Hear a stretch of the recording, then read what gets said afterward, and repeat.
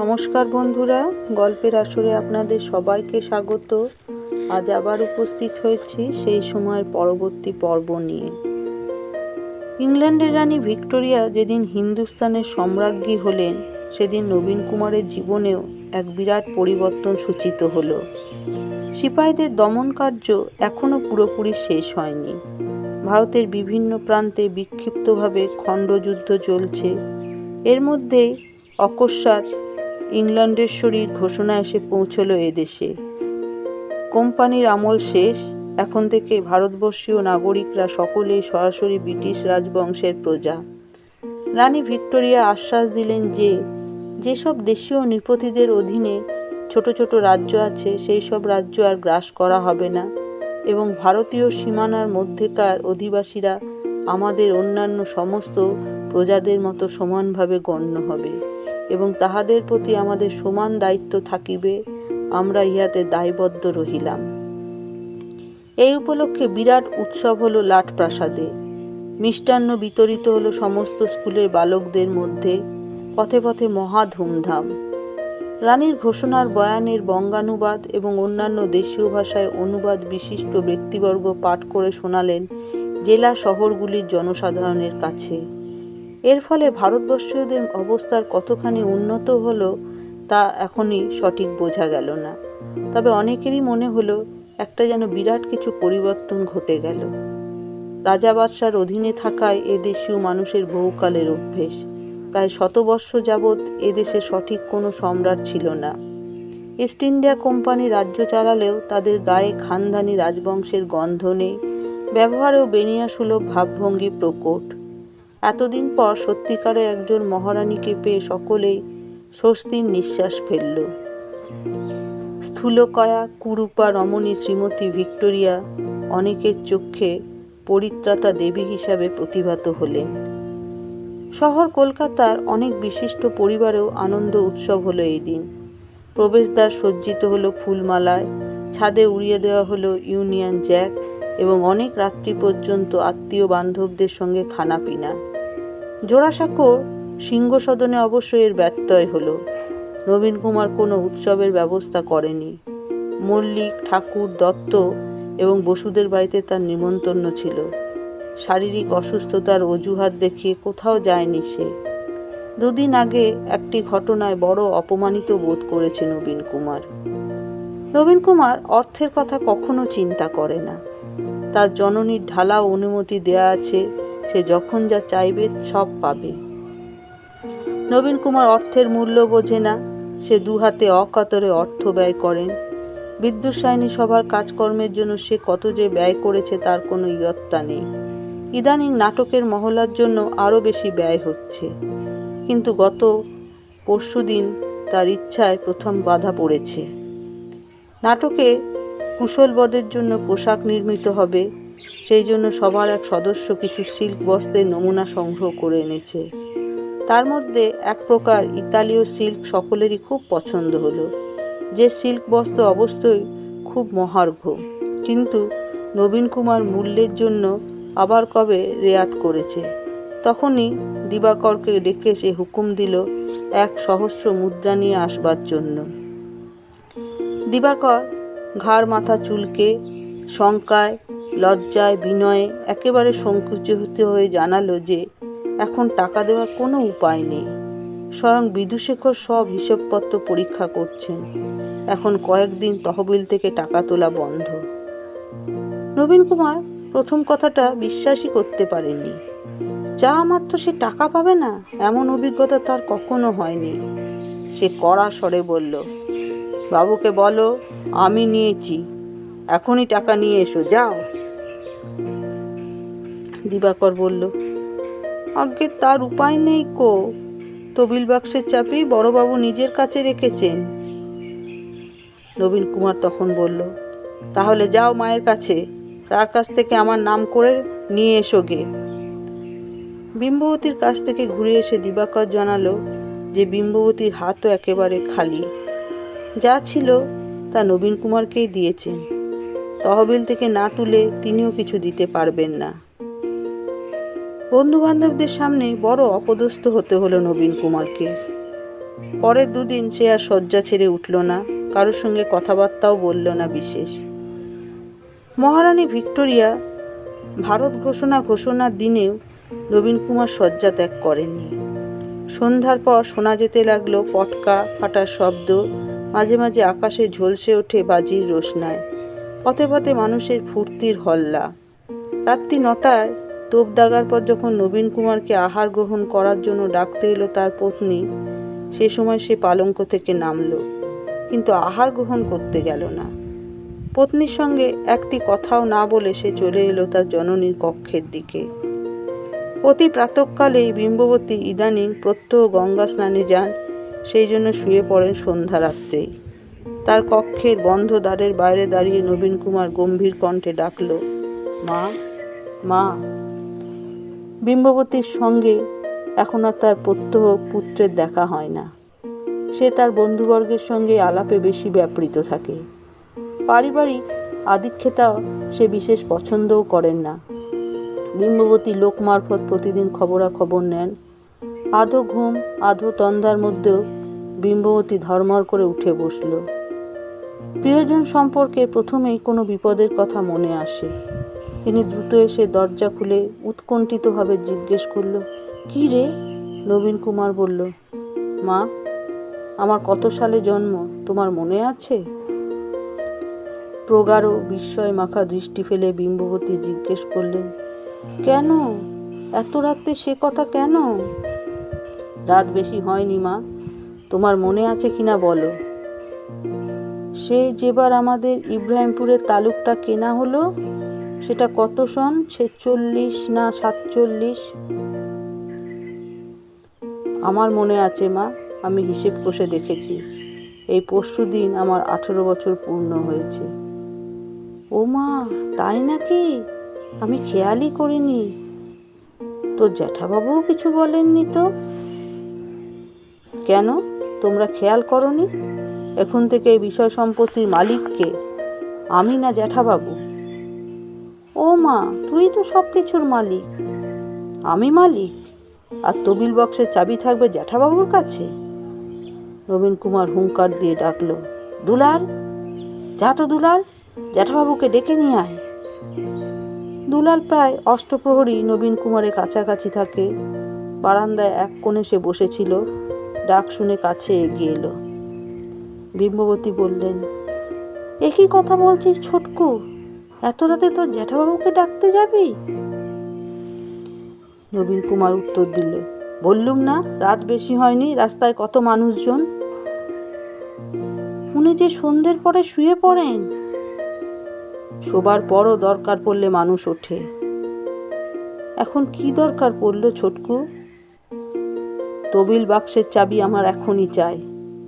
আমি আর কচি খোকাটি নই।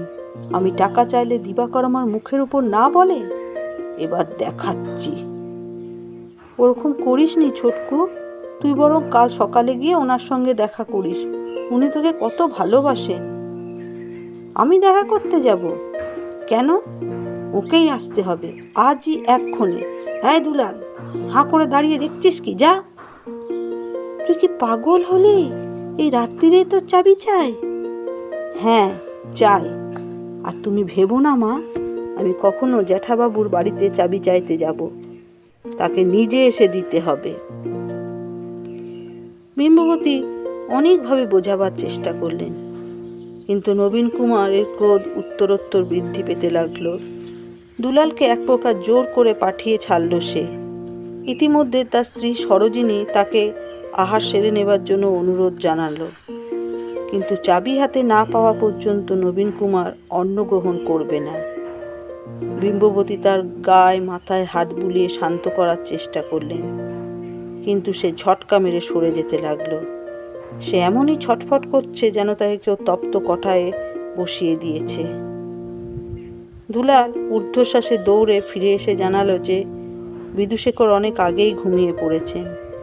এখন তাকে জাগানো কোনো ক্রমেই সম্ভব নয়। ঠিক উন্মাদনের মতো চক্ষু দুটি বিস্ফারিত হয়ে গেল নবীন কুমারের। তারকা দুটি যেন ঘূর্ণিত হতে লাগলো। প্রচণ্ড জোরে দুলালকে এক চপেটাঘাত করেছে, হিংস্র কণ্ঠে বলল, সম্ভব নয়।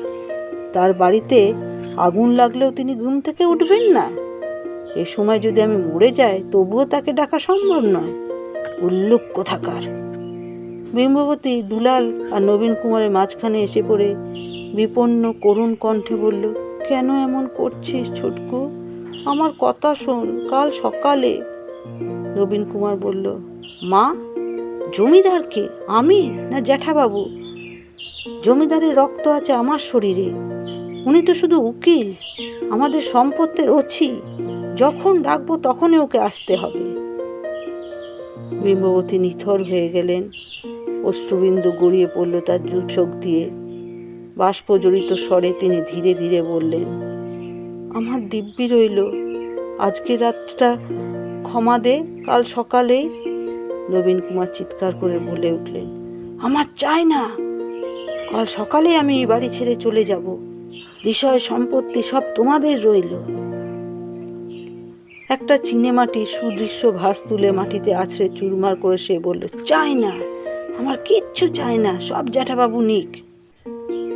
বারান্দায় সার দেওয়া খাঁচাগুলি থেকে ডেকে উঠল কয়েকটা পাখি। বিম্ববতী এবং সরোজিনী দুজন মিলে ধরে রাখবার চেষ্টা করল নবীন কুমারকে, কিন্তু সে সবলে নিজেকে ছাড়িয়ে আরও কিছু জিনিস ভাঙার জন্য ইতস্তত দৃষ্টি নিক্ষেপ করতে লাগলো। কিছু না পেয়ে সে ছুটে গিয়ে ঘরে ঢুকে বন্ধ করে দিল অর্গল। ভেতরে শোনা যেতে লাগলো দুম দাম শব্দ। সে অনেক কিছু ভাঙছে। বিম্ববতী এবং সরোজিনী দুজনেই কাঁদতে কাঁদতে দরজায় ধাক্কা দিয়ে বারবার তাকে অনুরোধ করতে লাগলো খোলার জন্য। কিন্তু নবীন কুমার ক্রোধে জ্ঞান শূন্য।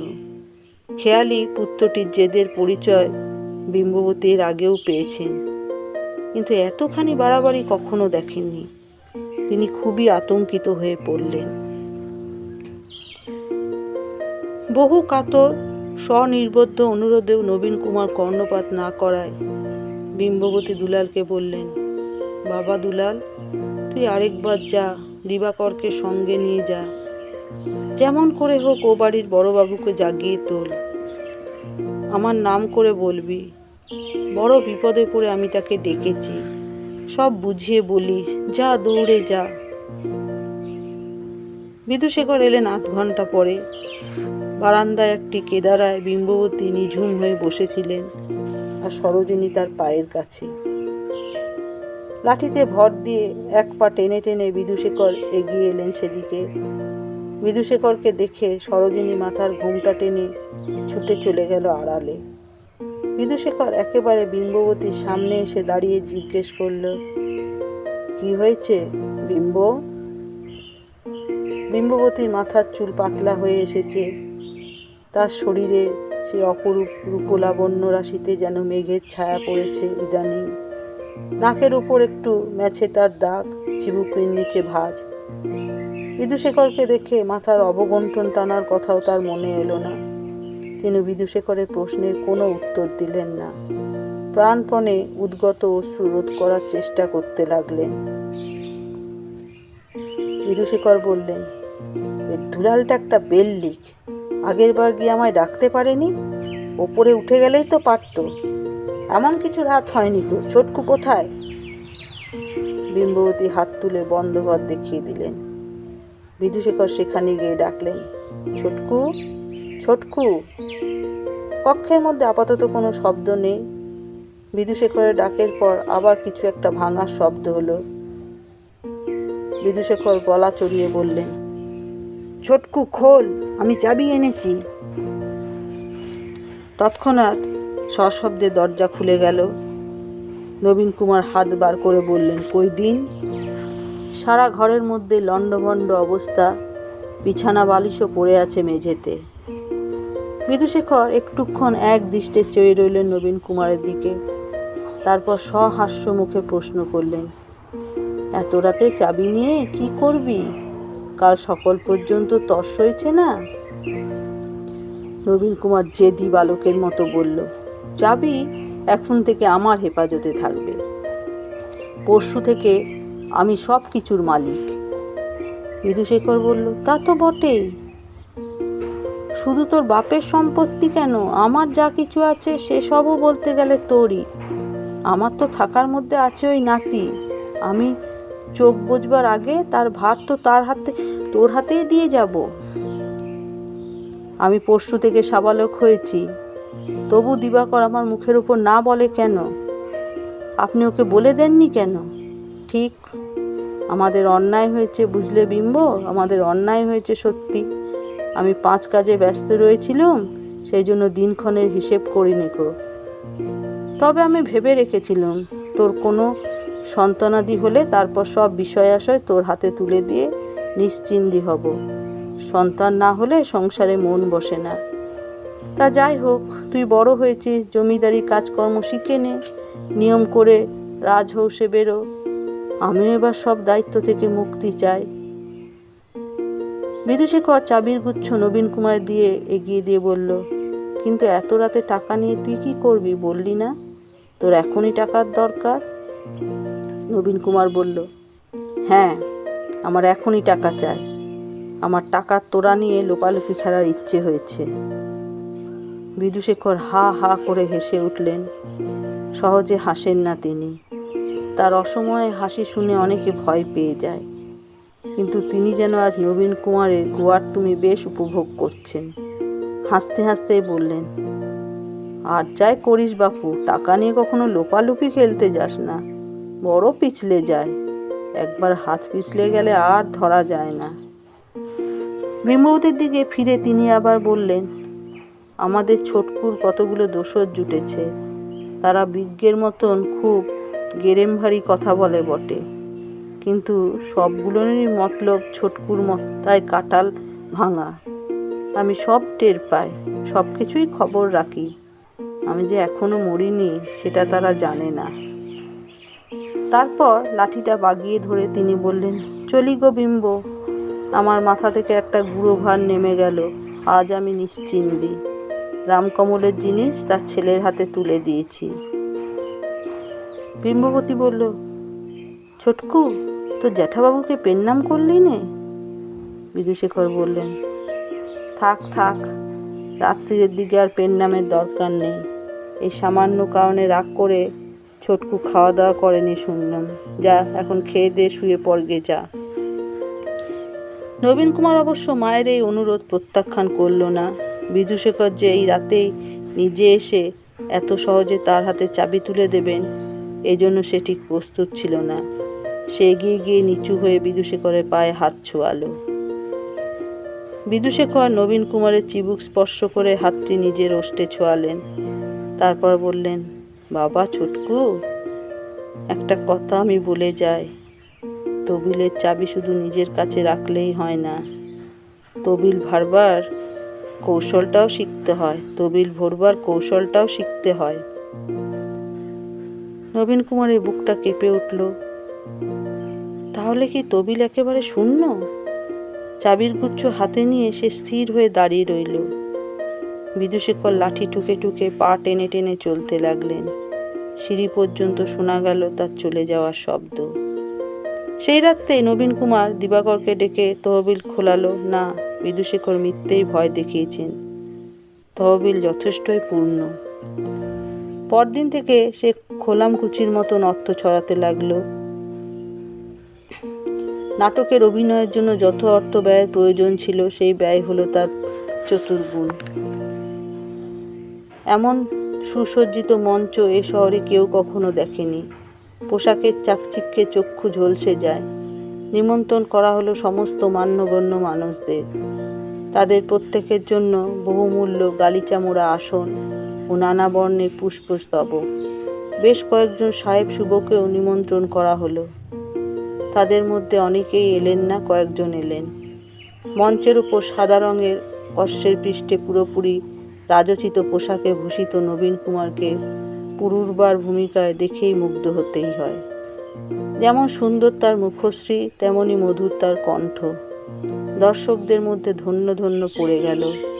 পরদিন সংবাদপত্রগুলিতেও এই নাট্য অনুষ্ঠানের ভূয়সী প্রশংসা প্রকাশিত হলো।